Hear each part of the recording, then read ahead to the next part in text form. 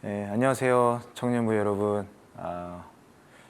항상 이렇게 가까이서 보다가 또 이렇게 영상으로 만나게 돼서 조금 안타깝기도 하지만 또 이렇게 영상으로도 여러분에게 말씀을 전할 수 있어서 너무 감사한 것 같습니다. 제가 이 교회에서 저희가 영상으로 드리는 예배 기간 중에는 제가 매일매일 이렇게 짧은 큐티 말씀으로 여러분에게 말씀을 전해드리도록 하겠습니다. 바쁘지만 한 5분 정도의 말씀이니까 여러분 항상 말씀을 듣고 읽으시고 또 기도하면서 이 어려운 시기 우리 함께 지냈으면 좋겠습니다. 오늘 말씀은 월요일 말씀 요한복음 16장 16절에서 24절 말씀인데요. 이 말씀을 보면 정말 이 시대에 맞는 정말 중요한 말씀을 우리들에게 하고 있습니다. 예수님께서 우리들 크리스찬들에게 굉장한 선물 하나 주셨는데 그것은 바로 기도라는 거예요. 예수님을 믿는 성도가 하나님 아버지께 예수님의 이름으로 구하는 모든 것을 들어주신다. 이건 아주 굉장한 것입니다.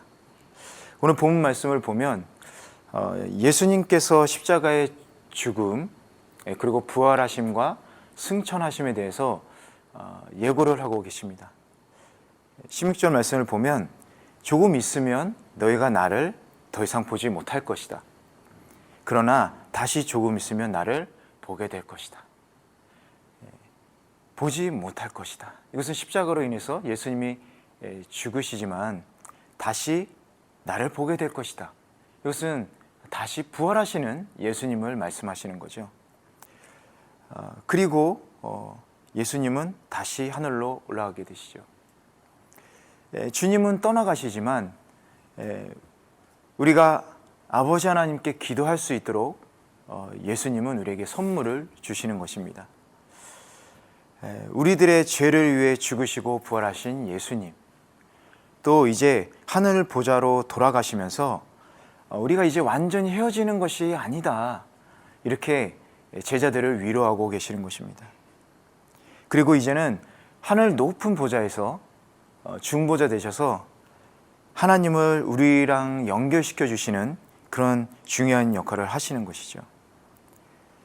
죄로 인해서 우리는 하나님 앞으로 나아갈 수 없지만 우리는 예수님으로 인해서 이제 하나님께 나아갈 수 있을 뿐만 아니라 우리가 직접 하나님께 말을 할 수 있게 되는 것입니다. 아주 놀라운 은혜죠.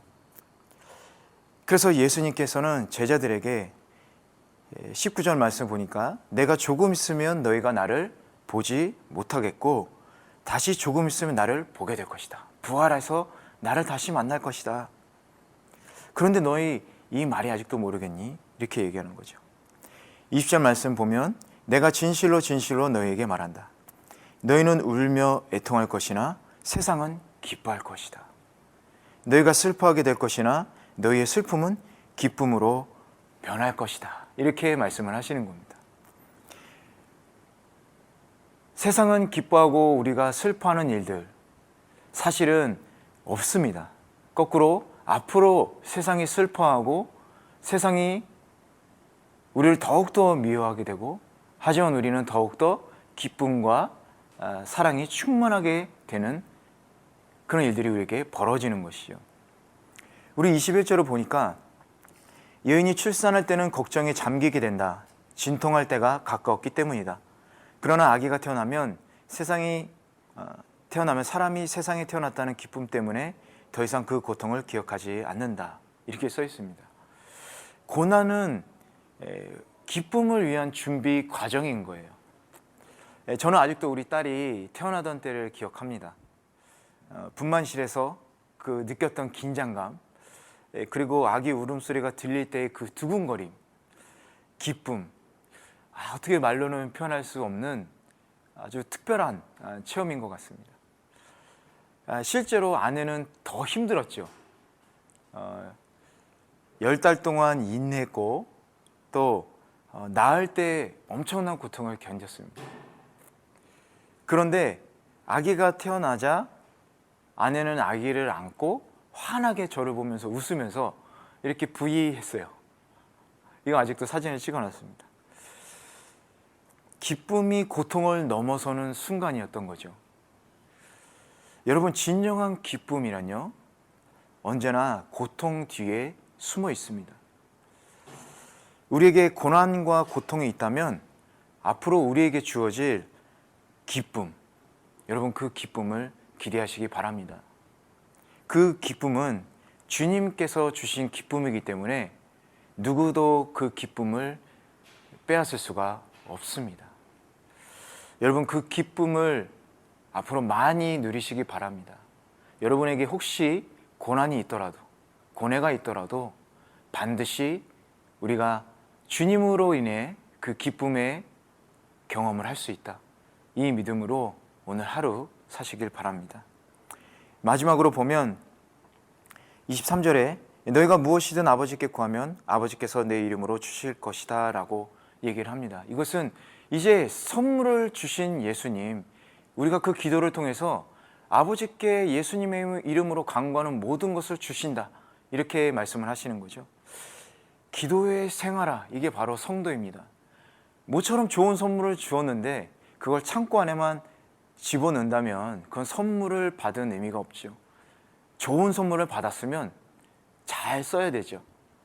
마찬가지로 우리에게 기도를 주신 것은 언제나 아버지께 뭐든지 얘기하라는 주님의 깊은 뜻이 있는 것입니다.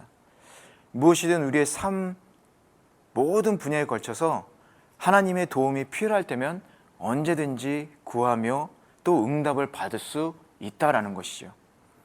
아버지께서 내 이름으로 주실 것이다. 예수님의 이름으로 기도할 때 하나님께서 우리를 도와주신다라는 것입니다. 그럼 지금 우리는 예수님의 이름을 통해서 무엇을 구할 수 있을까요? 또 지금 우리가 하나님께 어떤 기도를 드리면 하나님께서 기뻐하시고 또 그 기도에 대해서 즉각적으로 응답해 주실까요? 여러분, 오늘 말씀 다시 묵상하시면서 한번 생각해 보면 좋을 것 같습니다. 저는 오늘 여러분을 위해서 기도하고 싶습니다. 여러분 각자의 마음에 평안이 있었으면 좋겠습니다. 그리고 여러분 한 사람 한 사람이 건강하고 그리고 기쁨이 넘치는 하루가 되게 해달라고 기도합니다. 지금 코로나 바이러스로 많이 세상이 어지럽고 뒤숭숭하고 또 뭔지 모르는 불안감이 마음속에 있을 것 같습니다. 우리 오늘 하루 이 시간 우리 청년부, 사랑하는 청년부 한 사람 한 사람을 기억하면서 우리 함께 그들 건강하게 주님 돌봐주십시오.